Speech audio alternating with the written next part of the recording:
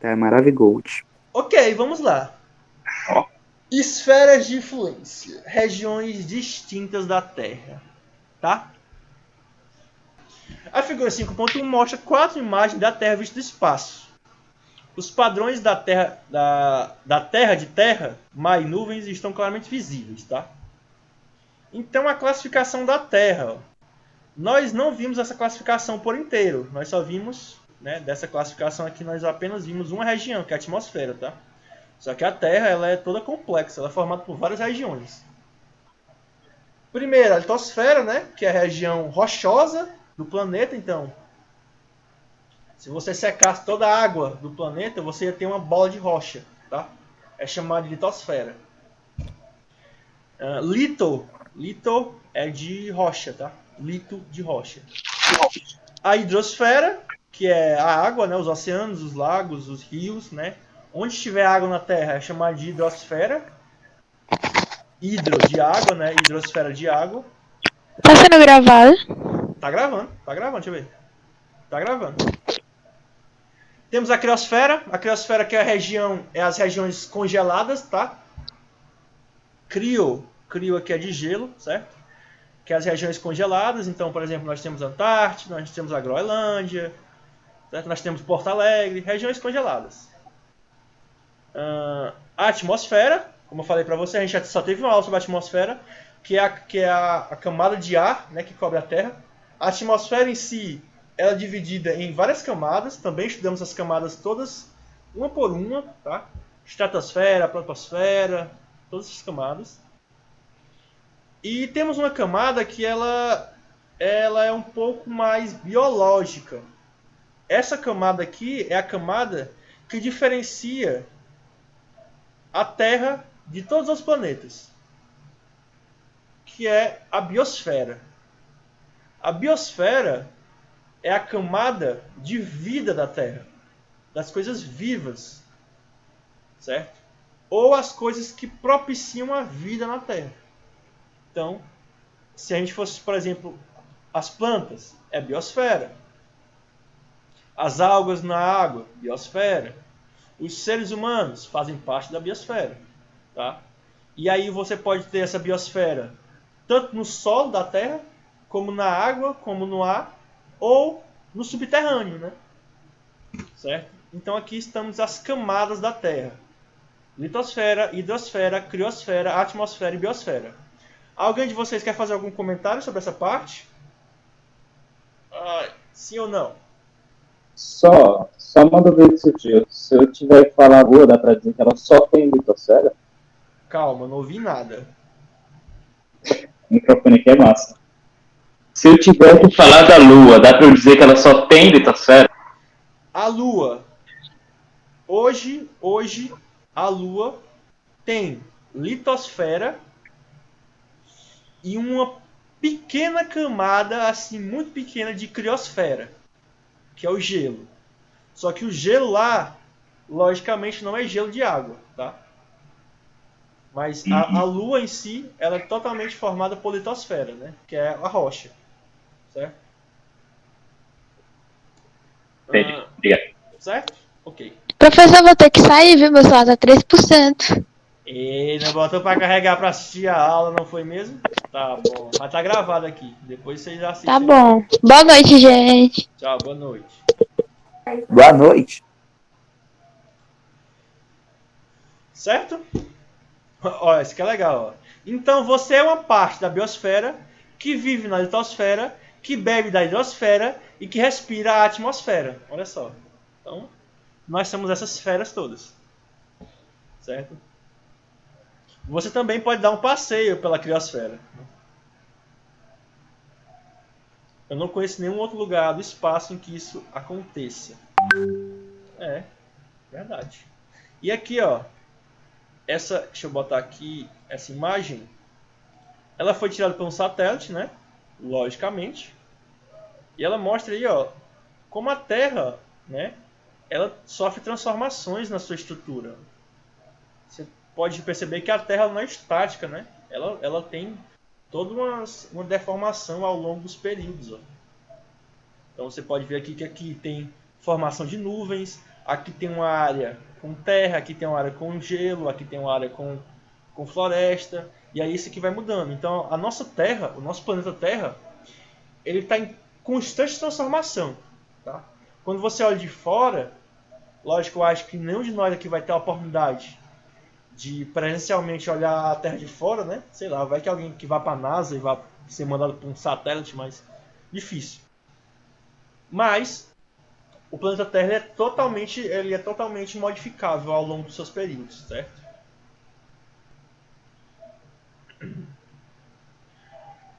Bom, aqui também tem um ponto importantíssimo que a gente vai se dedicar daqui a 3 semanas a gente vai chegar nesse tópico, tá?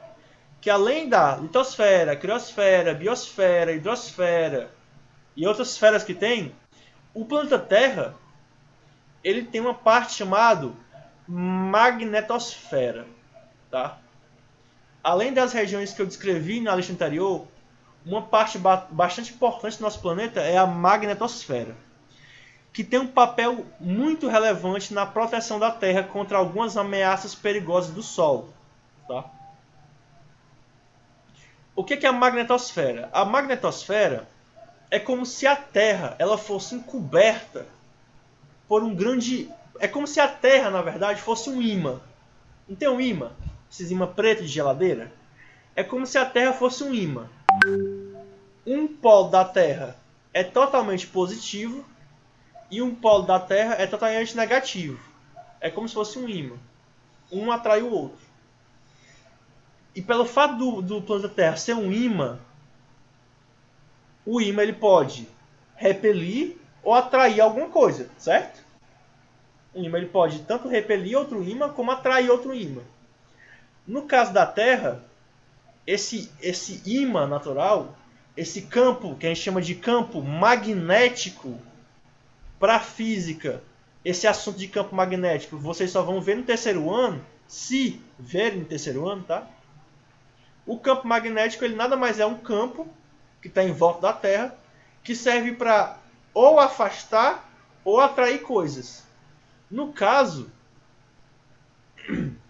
o Sol, quando ele joga radiação, ou seja, quando ele joga luz, algumas das partículas da luz do Sol, elas são repelidas.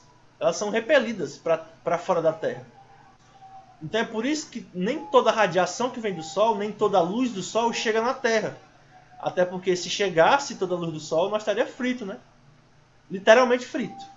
Porque nós não ia aguentar, né, essa energia que o Sol irradia para a Terra. Então esse campo magnético, esse ímã que a Terra serve para proteger a gente. Ok? Então vai ter uma parte aqui que ele vai falar sobre elétrons, tá? Essa parte aí, se você quiser dar uma aprofundada, é na parte de química, onde você vai entender os elétrons que escapam da atmosfera, mas isso aqui não é nosso objetivo, tá? A superfície sólida da Terra, a parte na qual você pisa, aqui ó, a gente pisa, a gente chama isso de crosta, tá? A gente pisa na crosta. Essa crosta, ela fica bem acima do manto e do núcleo, certo? Então, o nosso planeta ele tem um núcleo que é basicamente uma peteca de ferro gigante. Então, se você pegasse, por exemplo, né, e começasse a cavar enlouquecidamente e tentasse achar o centro da Terra, você ia morrer cavando, porque quanto mais você cava, quanto mais fundo você vai chegando, mais quente é. Porque o núcleo da Terra é uma bola de ferro, é uma bola gigantesca de ferro, que tem somente 7.000 graus Celsius. Somente 7.000 graus Celsius. Tá? Os vulcões, o que são os vulcões na verdade? Os vulcões são aberturas do núcleo da Terra para o solo. Então aquela lava que sai dos vulcões, na verdade ela vem justamente do lado do núcleo. Só que ela vem muito fria, muito fria. Ela chega aqui já muito friazinha. A temperatura lá no núcleo da Terra, nessa bola de ferro, é de 7.000 graus Celsius, ou seja, é uma coisa muito, muito quente. Só para vocês terem uma ideia, a Terra consegue derreter o ferro, pô. Você pega uma barra de ferro. Essa temperatura consegue derreter o ferro, como se você tivesse um rio de ferro no núcleo da Terra. De tão quente que é, tá? Como eu estava falando aqui, ó, o núcleo da Terra está muito distante da nossa capacidade de escavação, né? É quase impossível você escavar até chegar no núcleo da Terra, tá? Mas ele produz efeitos que qualquer um pode observar na superfície. As correntes em movimento de ferro derretido no núcleo externo geram um campo magnético que alcança o planeta inteiro e chega longe no espaço, o chamado campo geomagnético. Muito por alto, né? Eu não vou me aprofundar nisso aqui, até porque isso aqui não é nosso objetivo, mas o núcleo da Terra, né, que basicamente é ferro derretido, esse ferro, quando ele vai se movimentando, esse movimento do ferro muito aquecido, ele vai produzir esse campo magnético. E é, por exemplo, é por isso que as bússolas funcionam na Terra. Quando você pega uma bússola, ela sempre vai apontar para o norte, né? Porque o campo magnético da Terra está apontando para o norte, para o polo norte da Terra. Tá? Então, esse campo magnético ele vai ser importante, primeiro, para orientações das bússolas. Tá? Segundo, para orientações das aves e de algumas bactérias. Então, por exemplo, não sei se você já se perguntou, como é que as aves elas sabem para onde é o norte, para onde é o sul. Não sei se vocês já perceberam.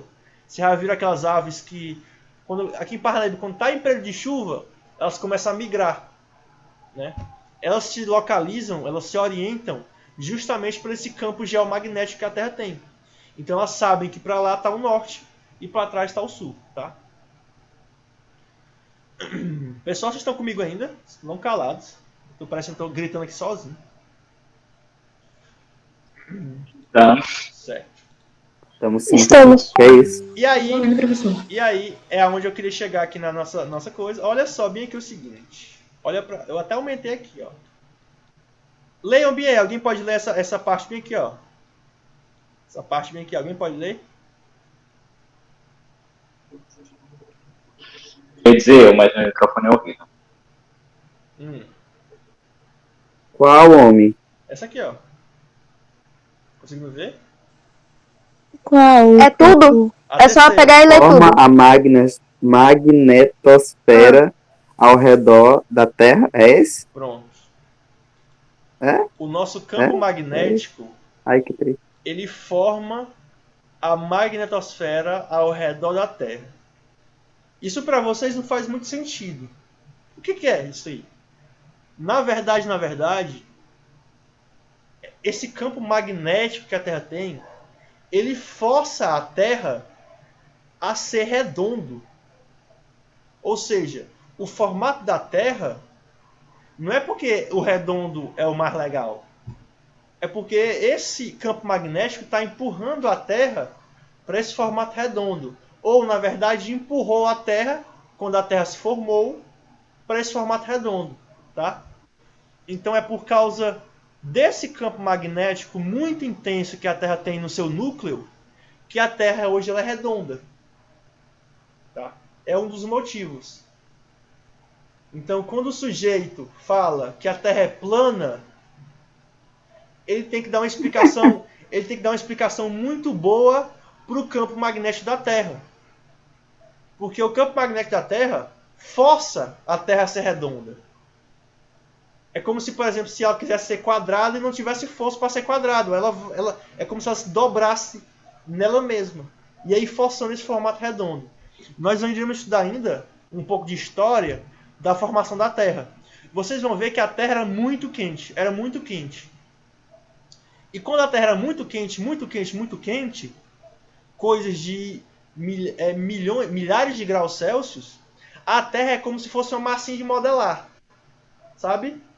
A Terra não era uma camada de rocha firme. Era como se fosse uma massinha de modelar. Então, ela tinha um formato meio estranho. A partir do momento que ela começou a esfriar, e ela começou a ganhar um campo magnético, esse campo magnético começou a forçar a Terra a ficar redonda. E aí é como se o campo magnético modelasse a Terra a formar uma esferazinha. É uma coisa linda de se ver, tá? Então a Terra é redonda não é por causa que é bonito ser redonda, não. É porque tem fatores muito importantes que fazem a Terra ter esse formato, tá? E ela não é, a Terra não é perfeitamente redonda, né? Nós vamos também estudar um pouquinho o nome da Terra. A Terra não é perfeitamente redonda, tá? Ela é um pouco achatada, mas é uma coisa assim, muito pouco achatada. Justamente por outro fenômeno, o fenômeno chamado de gravidade, tá? Isso aí também a gente vai estudar muito. Isso vocês já viram, né? Ah, Gravidade vocês já viram, né? eu já ia perguntar. Primeiro ano, física. A Terra ela não é totalmente redonda por causa da gravidade. A gravidade da Terra não permite a Terra ser totalmente redonda. Ela é um pouquinho achatada. É como se fosse a magnetosfera, o campo magnético, uma mão que ficasse fazendo a Terra ser redonda e a gravidade, um dedinho que ficasse achatando essa bola. Tá? Hoje, a Terra está numa temperatura de equilíbrio, está normal, e esses fenômenos não têm mais muita influência. É como se estabilizou. Tá aqui. Estabilizamos. Esse aqui vai ser o formato da Terra. Tá? E não foi de hora para outra, né? Isso aconteceu durante muitos e muitos tempos. Né? A Terra não era assim, era uma meleca e do nada assim ficou redonda, não. Ela começou a pegar forma e foi pegando forma. Teve um momento onde a Terra perdeu um pedaço dela. Esse pedaço da Terra é o que a gente chama hoje de Lua, tá? Quando a gente estiver estudando Lua, é uma das teorias de formação da Lua é que a Lua na verdade foi um pedaço de terra que se descolou. É um pedaço de rocha que se descolou, né? Professor, Oi. a magnetosfera também, ela protege do Sol não só das radiações dele, mas também, eu não sei se é a mesma coisa, mas também dos ventos solares, né? Não, justamente por isso. O nome técnico para é porque vento solar é o que a gente chama no comum, né? É o vento solar. Mas o vento solar, cientificamente, o nome dele é radiação térmica ou radiação solar, tá? Mas é a mesma coisa. Só que o vento solar, ele é um pouco mais, como eu posso dizer, prejudicial. É as partículas do vento solar que causam câncer de pele, por exemplo. É como se o Sol jogasse uma rajada de vento. Só que esse vento não é um vento frio. É um vento de milhares e milhares de graus Celsius. Tá? Mas também... Lembro de ter visto. Lembro de ter visto sobre uns acontecimentos que algumas partículas gigantes do Sol se desprendiam e iam na direção da Terra. Sim. E eu acho que foi um tempo, né? Teve um cara chamado Galileu Galilei. Não sei se vocês conhecem ele. Foi um cientista. Ah, esse cara aí. Ah, sim. Muito top. Eu tomei café com ele na semana passada. É um bicho aí. Ele gostava de K-pop, essas coisas assim. É, Na Itália, ele né? me apresentou o X. Na Itália de 1600. Não é um negócio chamado renascentismo, tá? Pra quem gosta de história. O Galileu teve uma ideia linda, o Galileu. Um dinamarquês estava vendendo um brinquedo. Eu não vou lembrar o nome desse dinamarquês agora. Mas ele estava vendendo um brinquedo. O que esse brinquedo fazia? Esse brinquedo ele tinha um buraquinho para você colocar o seu olho. E quando você colocava o seu olho, você conseguia ver uma coisa muito distante, bem perto de você. Por exemplo, você está aqui olhando assim, você botava um negócio no seu olho e você conseguia ver um castelo lá longe, bem perto do seu olho. Né? O Galileu falou assim, rapaz, eu estou fazendo um negócio aqui e eu queria usar esse brinquedo aí nas minhas coisas, né? Esse brinquedo hoje a gente conhece como telescópio, tá? O Galileu, o que é que o Galileu fez? Ele pegou um telescópio, que era muito... Deixa eu ver se eu acho que a imagem do telescópio de Galileu. Telescópio É a luneta. de Galileu, tá? Que na época era uma luneta de mão, né? Que a gente chama de luneta de mão. Deixa eu ver aqui, ó. Pronto, ó. Isso aqui, ó. Era isso aqui, na verdade, o telescópio dele, ó. Essa aqui é uma lente, tá? Pronto, ó. Deixa eu ver se eu consigo abrir aqui. Não quero no Twitter, não. Triste. Queria abrir grande, mas não vai dar não. Pronto, tá aqui. Esse aqui é o Galileu, tá? O que acontece? Ele tinha uma coisa muito peculiar. Ele gostava de fazer o que, o Galileu? Ele gostava de olhar pro Sol. Muito legal, assim. Bicho doido. Ele olhava pro Sol. Tá? E aí, quando ele descobriu que tinha uma máquina que conseguia aproximar o Sol dele, né? Que no caso é o telescópio. O que o Galileu fez? O Galileu começou a olhar pro Sol com um telescópio. Aí assim ficou cega. Ele conseguiu desenhar, gente, o Sol com uma perfeição incrível. E ele descobriu que o Sol tinha algumas partes do Sol que eram mais brancas do que outras. Tá? Vocês podem pensar que o Sol é laranja. Ou como o Danone, né? O Danoninho. Faz a gente pensar que o Sol é amarelo. Mas quando a gente vai olhar para o Sol na verdade, ele é branco. Tá? Quando a gente vai olhar para o Sol, ele é branco. Ou azul, né? Dependendo do filtro que você usa. E aí tinha regiões do Sol que eram mais brancas do que outras, né? Tinha uma região que era meio cinza, tinha uma região que era mais branca. E ele viu que essas regiões, né? Elas tinham uma peculiaridade, elas não apareciam toda hora. Elas apareciam em algum momento sim, depois sumiam. Apareciam, depois sumiam. Foi aí que o Galileu ele descobriu as manchas solares. Tá? As manchas solares. Que a gente vai estudar isso quando a gente estiver estudando o Sol. Deixa eu ver se eu acho que os desenhos do Galileu. Pronto, ó, tá aqui, ó. O que o Galileu percebeu, ó. Que tinha regiões do Sol que eram mais, né, eram mais escuro. Essas localizações aqui, hoje em dia, isso aqui é perto da perfeição do que os telescópios acham das manchas solares. As manchas solares, na verdade, são regiões do Sol onde a temperatura é muito, muito alta em comparação com o resto do Sol. E é desses lugares, dessas manchas, que saem as rajadas térmicas de vento solar. Tá? O Galileu, né? Qual foi o preço? O preço é que o coitado morreu cego. Ele não tinha filtro solar na época, né? Para botar no telescópio. E aí ele morreu cego. Tá? Então, mas ele contribuiu muito, porque ele viu que o Sol não era uniforme. O Sol, na verdade, ele tinha regiões mais quentes que outras. Tá? O campo geomagnético é um campo magnético planetário global, o que significa que ele se estende por todas as partes da Terra e é gerado continuamente.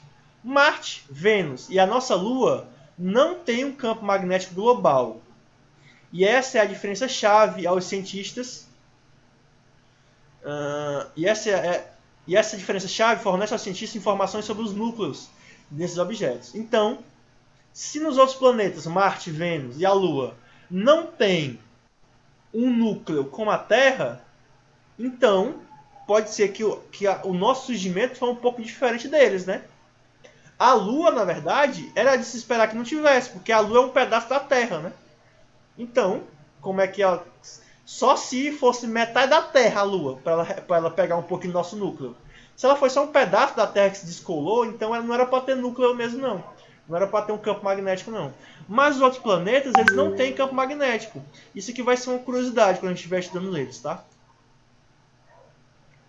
Bom, aqui tem um textozinho aqui que é bem legal de vocês lerem, tá? Sobre as propriedades magnéticas no fundo do mar. E aí, na próxima aula, nós vamos começar a entender o movimento de rotação da Terra. Certo?